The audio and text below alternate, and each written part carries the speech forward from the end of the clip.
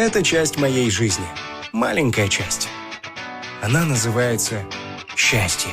Прекрасно, если ты поймешь, что счастье — это то, что ты живешь. Жизнь прекрасна, и она одна дана, чтоб расступиться, что она